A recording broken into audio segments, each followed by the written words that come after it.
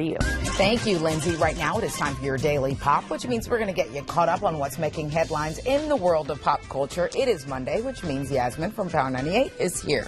Always a pleasure. Happy Martin Luther King Jr. Day. Same to you. Thank you. So, did you watch the Whitney Houston biopic? I saw like a few minutes of it. I was bumping around. Well, it was on Lifetime this weekend, and social media, of course, was buzzing about it. But the late singer's estate released a statement, a scathing statement, asking fans not to tune in.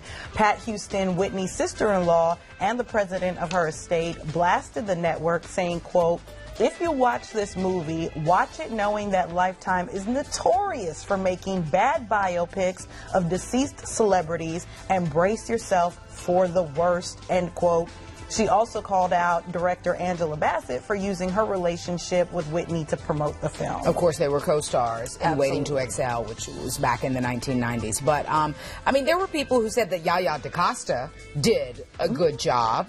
So I saw pretty good feedback compared to the Aaliyah one, and that Deborah Cox, her vocals were on point. I mean, nobody is Whitney, but you know that if you had to get someone else, she was the right call. So how about this story? Raven-Symoné caused a stir last year, of course, when she declared she didn't want to be labeled as African American. Well, now she's revealing that she spent several years as a young star trying to have darker skin. In the upcoming documentary, Light Girls, Raven says throughout the 4 seasons that she starred on That's So Raven, she used to tan to darken her skin.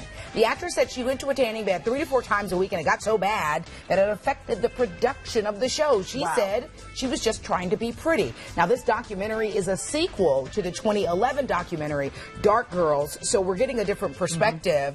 And so you're light-skinned. I mean, do you feel like you have your own set of challenges apart from more brown skin or darker skinned women? Well, being biracial, I think that comes with it because I'm not just light skinned, but both of my parents are African American. I think there's a little bit of a difference there as well. Okay. It'll be interesting to see what happens with this documentary. I thought that this story was very interesting. That she 3 to 4 times a week in a tanning bed. That's crazy.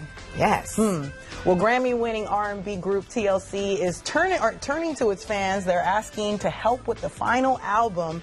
The group, which consists of T-Boz and Chili, launched the Kickstarter campaign today. It's been nearly 13 years since their last album, 3D, was released, 7 months after the death of Lisa Left Eye Lopez. They want to raise at least $150,000. T-Boz and Chili hope to release their new album in May when their tour starts. So they're turning to fans. They sort of got into this after the success of Neil Young that he had. He started a Kickstarter campaign and raised like a ton of money, and so now they're hoping for the same. Do they give the album away for free? Well, you get little perks.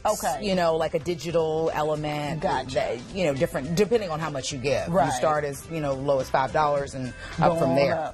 I also want to talk about the powerful way that thousands, including some Hollywood heavyweights, remember Dr. Martin Luther King Jr. Stars of the Oscar-nominated film Selma, along with thousands of others, marched Sunday in the Alabama town of the same name in honor of Dr. King. Oprah Winfrey, the film's director Ava DuVernay, and star David Oyelowo crossed the very same bridge that King did nearly 50 years ago during a demonstration that, of course, we all now know paved the way toward ending racial segregation and discrimination. And then also Common and John Legend performed their now award-winning song Glory at the end of that march. Awesome. I love it. Well, Wiz Khalifa is teaming up with a popular band to promote his new album. He's set to embark on a 38-date tour with the rock band Fall Out Boy in the Boys of Summer tour. The lineup is a departure from the typical hip-hop acts that he usually headlines with. The tour kicks off in June with a stop here in Charlotte at the PNC Pavilion on,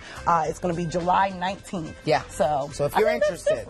It is, but maybe he's trying to sort of get that crossover appeal, if you will. Thank you, Yasmin. We appreciate you, as always. Just ahead here on Bounce, we are remembering Dr. Martin Luther King Jr. with a few historical